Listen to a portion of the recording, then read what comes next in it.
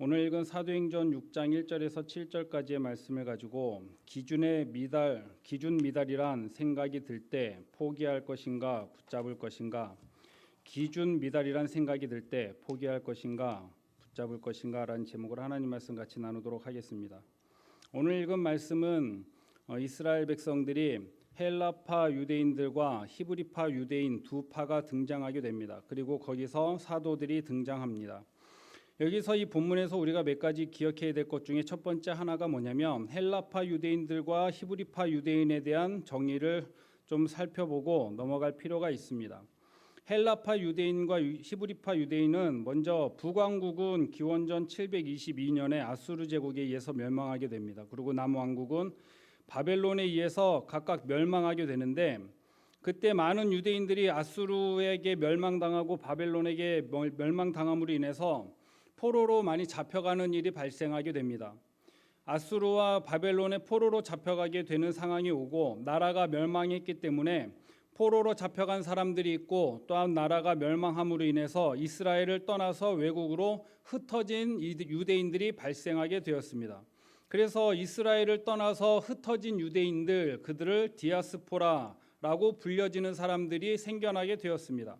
그래서 두 부류가 발생하게 되는데, 포로로 잡혀갔던 사람들, 또한 해외로 그리고 다른 이방 나라로 도망갔던 흩어졌던 유대인들과, 나라가 멸망했지만 나는 내 고향 내 땅을 지키겠다라고 그 척박한 땅에서 묵묵히 자기 나라를 지키고 있었던 유대인들이 발생하게 됐습니다.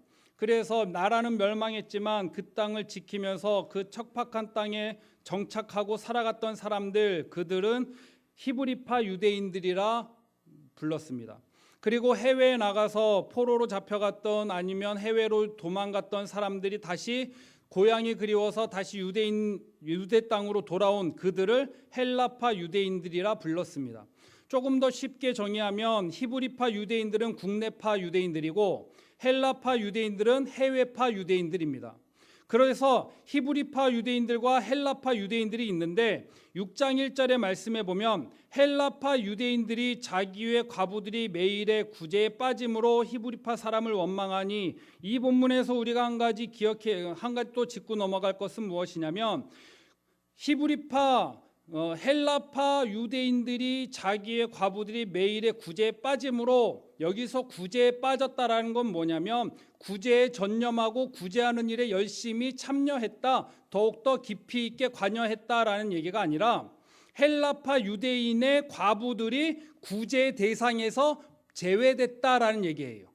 다시 읽어보면 헬라파 유대인들이 자기들의 과부들이 매일 진행되어지는 구제 사역에서 제외됨으로 히브리파 사람들을 원망하게 되었다라는 것이죠.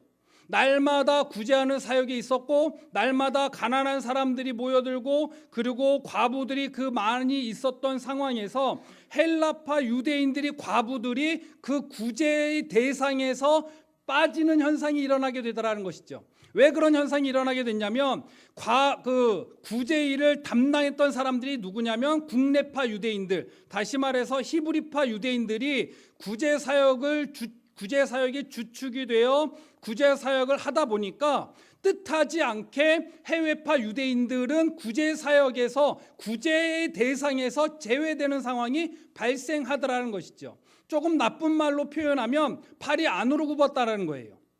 구제해야 되는 사람들은 많고 구제 받아야 도움을 필요한 사람들이 점점 많아지는데, 눈에 익숙한 사람, 친한 사람들에게 조금 더 관심이 가게 되는 현상이 발생하게 되더라는 것입니다.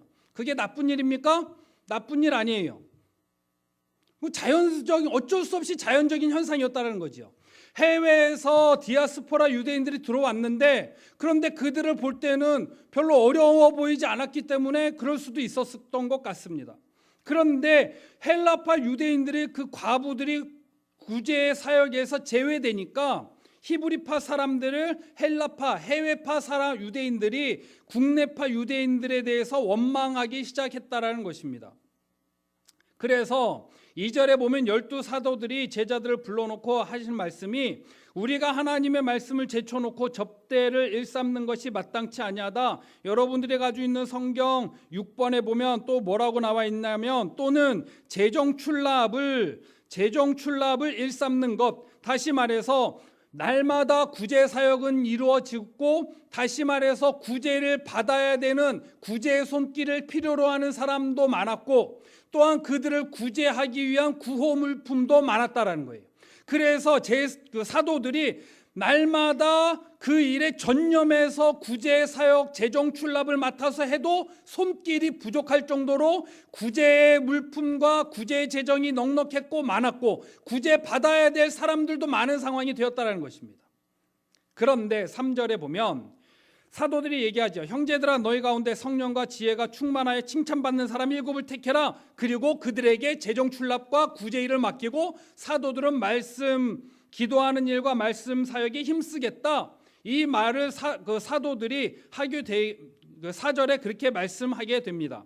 여기서 3절에서 오늘 설교는 3절에 집중되어 있습니다.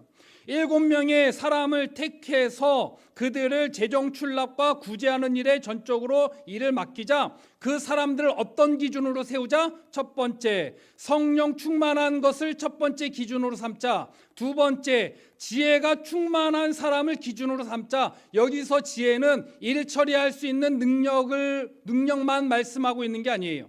여기서 말하는 능력을 행정 업무와 사무 행정 모든 것을 능통하게 행할 수 있는 지혜와 더불어 하나님의 말씀에 능통한 사람, 하나님의 말씀에 지혜가 있는 사람을 의미합니다. 세 번째, 칭찬 듣는 사람을 택하자. 이것이 초대교회의 구제 사역을 전담해서 맡길 수 있는 사람 7을 택하는 명확한 기준이었다라는 것입니다. 오늘 설교의 핵심은 여기에 있습니다. 사역자를 세울 때, 직분자를 세울 때 명확한 기준 3가지. 첫 번째, 성령이 충만한 사람. 집사님들 대답하십시오. 성령이 충만하신 사람. 서리 집사라고 서리가 오면 떨어지는 그런 생각하지 마시고 대답하십시오. 지혜가 충만한 사람. 직분자님도 속으로 대답하시든지 자신 있으면 내뱉으시든지. 세 번째, 칭찬받는 사람. 누가 대답하는지 다 아시죠? 그분 당시에 초대교회는 이 3가지 기준으로 7명의 직분자를 세우자라고 얘기를 했습니다. 그런데 초대교회에 놀라운 게 뭔지 아십니까? 7명을 택했습니다. 7명을 택하고 5절에 그 7명의 이름이 등장하는데 이 사람들의 이름을 살펴보니까 국내파 유대인입니까? 해외파 유대인입니까? 7명 다 해외파 유대인이에요. 이건 무슨 말인지 아십니까? 우리나라 옛 속담을 빌려서 표현하면 굴러온 돌이 박힌 돌을 다 빼버린 거예요. 빼버린 게 아니라 박힌 돌이 저절로 알아서 굴러온 돌을 심어 놓은 거예요. 양보를 한 거예요. 여러분들이 이게 말이 됩니까? 동네에 원래 옛날부터 여기 논밭 있고 개발되지 않을 때부터 살고 계셨던 분들이 계시는데, 그런데 타지에서 오신 분들에게 좋은 것과 중직을 다 막 자리를 양보하는 거예요. 원래 오래전부터 터줏대감처럼 일하고 터줏대감처럼 활동하고 있던 분들이 자진해서 투표해서 누굴 세웠습니까? 해외파 유대인들을, 헬라파 유대인들 7을 다 세운 거예요. 이것이 초대교회의 위대함입니다. 친분이 기준이 된 게 아니라, 친인척 관계와 친분이 기준이 된 게 아니라, 첫 번째, 성령이 충만한 사람, 헬라파 유대인이든 국내파 유대인이든 해외파 유대인이든 상관없이 성령이 충만한 사람, 내가 아는 사람이든 모르는 사람이든 친하든 친하지 않든 돈이 많든 돈이 없든 지혜가 충만한 사람, 능력이 있는 사람, 재정 출납을 능통하게 하고 하나님의 말씀에 지혜가 있는 사람, 그리고 업무를 처리할 때 모든 사람들이 칭찬받을 만한 인격이 있는 사람, 그 사람이 지식이 있든 지식이 없든 동네 사람이든 안산 시민이든 서울 시민이든 수원 시민이든 상관없이 그 사람들을 우리가 뽑아서 7명을 세우자. 그런데 국내파 유대인들이 다 해외파 유대인들 7명에게 다 투표해가지고 7명을 세웠다라는 거예요. 놀랍지 않습니까? 이 본문은 그래서 초대교회의 놀라움과 초대교회의 위대함을 설명하고 있는 본문입니다. 우리나라가 왜 이렇게 어려움 당하고 있습니까? 다 팔이 안으로 굽어가지고 그런 거 아니겠습니까? 여러분들 교회에서 떡 누가 제일 많이 먹습니까? 제가 제일 많이 먹습니다. 왠지 아십니까? 저 좀 친하다고 생각하시는 분들이 자꾸 갖다 주니까 저가 다 먹어요. 이 살이 왜 안 빠지는지 아십니까? 친하기 때문에, 애정이 있기 때문에 이게 먹을 거 있으면 더 하나 주고, 그게 사람의 그 인심 아니겠습니까? 그런데 초대교회의 위대함이 어디 있는지 아십니까? 그 세 가지 기준에 사람을 선정하고 뽑자. 그래서 국내파 유대인들이 살펴볼 때 헬라파, 히브리파 유대인들보다는 헬라파 유대인들이 그것에 더 성령이 충만하고 지혜가 있고 칭찬 듣는 사람이 있으니까 본인들이 기득권을 다 포기한 거예요. 본인들이 가지고 있었던 구제사역, 재정출납 이 업무를 다 포기한 거예요. 왜요? 나보다 더 성령이 충만하고 나보다 더 지혜가 있고 나보다 더 칭찬 듣는 사람에게 표를 던진 거예요. 이게 초대교회의 위대함입니다. 그런데 이 본문이 왜 우리에게 엄청난 도전을 주는가 하면, 다시 묻겠습니다. 직분자인 저에게 성령의 충만, 저는 목사이기 때문에 성령이 충만하다고 얘기해야죠. 성령이 충만하고 지혜가 충만하고 칭찬받는 사람을 직분자로 세웠다는 거예요. 그렇다고 한다면, 직분자를 세우는 것이 이것이 이 초대교회의 세 가지 기준이라고 한다면, 지금 우리가 이 기준을 잣대를 두고 우리를 평가할 때 나는 그 기준에 부합한 존재인가라는 질문을 던지게 된다는 거예요. 그런데 만약에 이 기준을 내 신앙의 모습의 기준으로 삼고 잣대를 삼아서 제일 자로 잰다고 할 때 미달된다고 하면 어떻게 하겠냐는 거예요. 만약에 이 설교를 듣고 여러분들의 마음속에 나는 이 기준에 미달되기 때문에 난 당장 직분 내려놔야겠다라고 생각하시는 분들은 설교를 엉뚱하게 잘못 들으시는 거예요. 이 본문에서 만약에 우리가 이 본문처럼 초대교회와 같이 성령의 충만함이 좀 부족하고 충만하지 못하고 지혜가 부족하고 맨날 욕만 먹는 내가 직분자로 세워졌다고 한다면, 그 기준에 미달된 내가 비춰진다고 한다면 여러분들 어떻게 하겠느냐라는 거예요. 이것이 오늘 설교 제목이고 오늘 설교의 핵심입니다. 여러분들 기준에 미달된다는 생각이 들 때 여러분들 직분을, 지금 하나님이 나에게 주신 직분을 포기하겠습니까? 라는 거예요. 1년에 한 번 서리가 떨어지면 붙었다 떼었다 하는 서리 집사이기 때문에 난 이 기준에 미달되니까 이제 서리가 내리면 나도 같이 떨어지겠구나, 그런 생각 말고요. 그럼에도 불구하고 나에게 직분과 사명과 또한 주일학교 사역과 교회 봉사에 몸을 담고 있다고 한다면, 그럼에도 불구하고 그럼에도 이 기준에 미달되는 나의 모습과 우리의 모습을 인해서 고통스러워한다면 우리는 어떤 선택을 해야 되냐라는 거예요. 여러분, 우리는 어떤 선택을 해야 됩니까? 포기할 것인가 붙잡을 것인가라는 것이죠. 이 본문을 묵상하고 이 설교를 하면서 여러분들에게 부탁하는 것은 무엇이냐면요, 포기하지 말고 붙잡자라는 거예요. 기준에 미달되기 때문에 붙잡자라는 거예요. 성령에 충만하지 못하기 때문에 하나님, 내가 더 성령 충만하게 해달라고 더 십자가를 붙잡자라는 거예요. 말씀의 지혜가 부족하고 또한 다른 일에 있어서, 업무 처리에 있어서, 일 처리에 있어서 지혜가 부족하면 하나님, 내가 지혜가 부족하니까 지혜 주셔서 직분 감당하게 해달라고 기도하는 자리로 나가자라는 거예요. 칭찬 듣지 못하는 인격을 가지고 있으면 하나님이 쓰시는 제자들은, 사도들은 인격이 충만했습니까? 아니요, 인격이 충만하지 못했어요. 사도 바울도 성격이 불같았잖아요. 그렇다고 한다면, 이 기준에 미달된다고 한다면 이 직분을 감당하기 위해서 하나님 앞에 더 십자가 앞에 나가서 기도하자라는 거예요. 그래서 오늘 본문은 기준에 미달된다는 생각이 들 때 포기하지 말고 붙잡자라는 거예요. 뭘 붙잡자라는 겁니까? 십자가 붙잡자라는 거예요. 그게 신앙생활 아니겠습니까? 원래 오늘 설교는 오늘 본문 사도행전 6장이 본문이 아니었습니다. 원래 누가복음 19장이었는데 담임 목사님이 오늘 그 사교 설명한 그 본문 바로 뒤에 있는 문 앞 비유에 설교를 준비를 하고 그 주보를 작성하다가 목사님의 그 누가복음 19장 말씀을 보고 제가 설교 본문을 바꾸면서 이런 생각을 했습니다. 하나님이 우리를 교회를 향해서 동일한 마음과 동일한 메시지를 선포하고 계시는구나. 혼자 그렇게 생각했어요. 그리고 이 본문은 다음에 설교를 하려고 했는데 순서를 좀 바꿨습니다. 그래서 이 본문을 이제 11월 달고 12월 달 되면 이제 또 많은 또 일들이 있지 않겠습니까? 그래서 이 기준에 우리가 세울 때 성령과 지혜가 충만하고 칭찬받는 사람 7을 택했다고 했는데 그 기준에 우리가 미흡하고 부족하다고 느껴지면 나는 나야 되느냐 붙잡아야 되느냐라는 갈등 속에 있는 분들이 있다고 한다면 같이 붙잡자라는 거예요. 디모데전서 1장 14절에 12절에 이런 말씀이 있죠. 나를 충성되이 여겨 내게 직분을 맡기십니다. 여기서는 내가 충성되기 때문에 직분을 맡기신 게 아니라요. 충성되이 여기셨다라는 거예요. 이게 무슨 말인지 이해가 되십니까?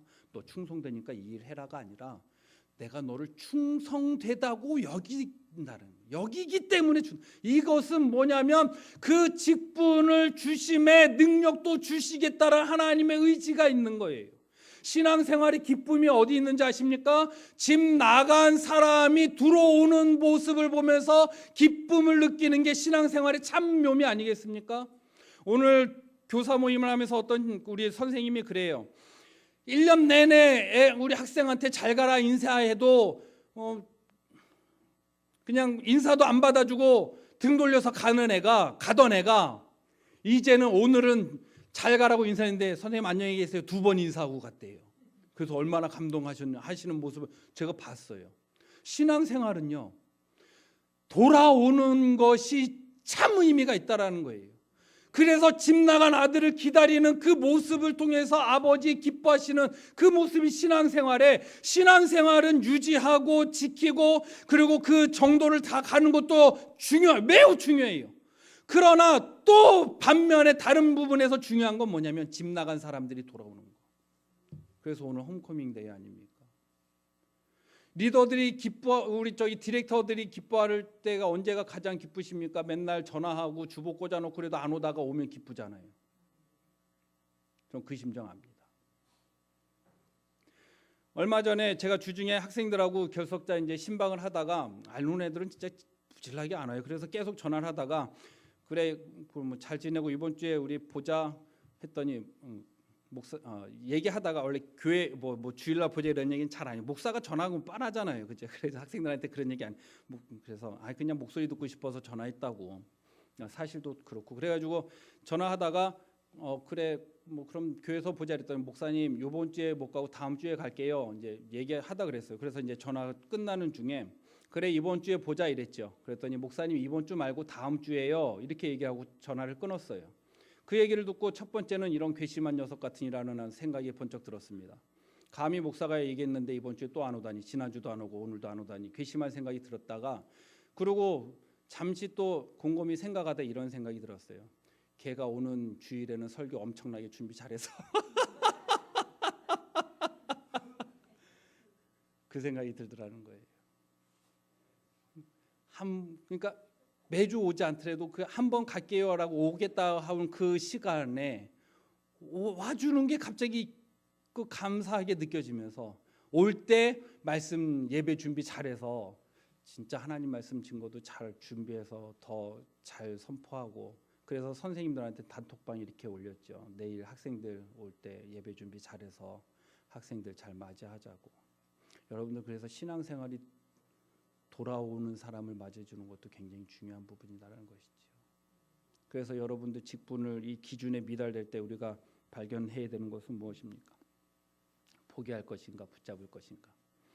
제가 저희 디렉터 자랑을 좀 할게요. 제가 B 공동체거든요. 김혜숙 권사님이 B 공동체 디렉터시잖아요. 강경근 집사님이 굉장히 지금 몸 컨디션이 안 좋으시대요. 그래서 주중에 이제 권사님하고 전화 통화하다가 권사님 어디시냐 그랬더니 강경근 집사님 링겔 맡고 있는데 옆에서 앉아 있다고. 근데 그 전에 이제 카톡이 왔죠. 목사님 누구 전화 신방했습니다. 이게 카톡을 왔어요. 그래서 권사님하고 통화했는데 아니 권사님 그 강경근 집사님 몸 편찮으시고 그래서 그렇게 하고 힘드시고 그러실 텐데 전화 신방을 하셨냐고 그랬더니 웃으시면서 해야 되지 않겠냐고. 그게 굉장히 확 와닿는 거예요. 저 같으면 안 해요. 와이프가 아프고 애가 병원에 입원해 있다고 그러면 그게 쉽겠습니까? 근데 링겔 맞는 거 기다리면서 전화했다고. 여러분 우리 교회 디렉터 수준이 그 정도예요. 그러면 목회자와 리더 수준은 어느 정도 되겠습니까? 스데반 집사의 영적 수준과 그 말씀의 지혜의 수준이 어느 정도 되는지 아십니까? 여러분들 사도행전 7장을 읽어보시면 아세요. 돌 맞아 죽을 그 상황에서 설교하는 스데반의 설교를 보시면 압니다. 그 스데반 집사가 7집사의 한 명이었어요. 지혜가 충만한 거, 하나님 말씀에 충만한 거, 성령에 충만한 거, 그것이 스데반 집사였고 스데반 집사의 영적 수준이었다는 것입니다. 여러분 그 수준에 미달된다고 여러분들 포기하지 마시라는 거예요. 우리는 연약하기 때문에 그렇기 때문에 더 붙잡자라고 같이 다짐하는 거예요. 내가 하나님 그 성령의 충만함과 지혜의 충만함과 칭찬받지 못하는 연약함이 있기 때문에 더 십자가 붙잡겠습니다라는 마음을, 생각의 전환이, 믿음의 전환이 지금 우리에게 필요하다라는 것입니다. 그래야 그렇게 될 때 어떤 현상이 일어납니까? 7절에 하나님의 말씀이 점점 왕성하여 예루살렘에 있는 제자 수가 더 심히 많아졌다라고 성경은 말씀하고 있습니다. 여러분 우리가 이 한 주간을 살아가면서 그렇게 다짐했으면 참 좋겠습니다. 사역이 힘들 때는 말씀이 부족한 것과 영적으로 지치는 것과 연결이 돼요. 그리고 영적으로 다운될 때 몸이 너무나도 힘들고 피곤할 때 그 또한 그렇게 되는 것을 경험을 통해서 알게 되었습니다. 그렇다고 한다면 우리는 집중해야 될 건 뭐냐면 포기할 것이 아니라 붙잡자라는 거예요. 신앙인이 붙잡을 건 뭡니까? 십자가밖에 없어요. 그리고 남자들이 붙잡을 거는 와이프들 치맛자랑이밖에 없습니다. 의외로 남자들이 힘을 어디서 받는지 아십니까? 아내의 격려에서 힘을 얻어요. 안 그런 것 같죠? 그래요. 우리 아내 되신 여러분들은 남편이 속썩이면 더 십자가 붙잡으셔야 돼요. 십자가밖에 방법이 없습니다. 하나님 저놈 십자가 붙잡으셔야 되고요. 남자들 사회생활하는 거, 신앙인으로서 직장생활하고 사회생활하고 사업하는 거 절대 쉬운 일이 아닙니다. 위에서는 눌러오고 밑에서는 치고 올라오고 중간에서 끼어서 얼마나 힘든지 몰라요. 그래도 처자식 생각해서 꿋꿋이 버티는 거 아니겠습니까? 그렇다고 한다면 우리 남자들은 뭐 해야 됩니까? 그렇기 때문에 십자가 또 붙잡아야지. 포기하시겠습니까? 포기하면 그냥 거기서 끝나는 거죠. 그렇기 때문에 십자가 붙잡는, 신앙생활은 그래서 십자가 붙잡는 거예요. 내가 성령이 충만한가, 지혜가 충만한가, 칭찬받는 사람인가라는 기준을 해서 합격 불합격을 얘기하는 게 아니라 그것이 기준이라고 초대교회에 7집사를 세우는 그 기준이었다고 한다면 그 기준에 나를 빗대어 봤을 때 조금 미달된다 하면 그래 넌 패스구나, 불합격이구나 라는 생각이기보다는 그래 십자가 더 붙잡아야 되겠구나, 그렇게 마음 잡수시면 된다는 거예요. 그럴 때 하나님께서 주시는 기쁨과 힘이 있을 줄 믿습니다. 남편 기도 안 하시는 분들은 아내가 기도하시면 돼요. 그렇게 해서 한 주간 살아갈 때 여러분들 믿음 안에서 십자가 더 붙잡고, 다음 주에 만날 때는 목사님 힘들어서 십자가 더 붙잡았습니다. 즐거워서 기쁨으로 십자가 붙잡았고, 힘들어서 십자가 더 붙잡았고, 성령의 충만함이 부족함을 느껴서 더 십자가 붙잡았고, 말씀의 충만함이 부족한 것 같아서, 지혜가 부족한 것 같아서 십자가 더 붙잡았고, 맨날 욕먹는 것 같아서 손가락질 받아서 더 십자가 붙잡아서 한 주간 기쁨으로 승리했습니다라는 고백을 다음 주에 나눌 수 있는 저와 여러분 되기를 축복합니다. 기도하겠습니다.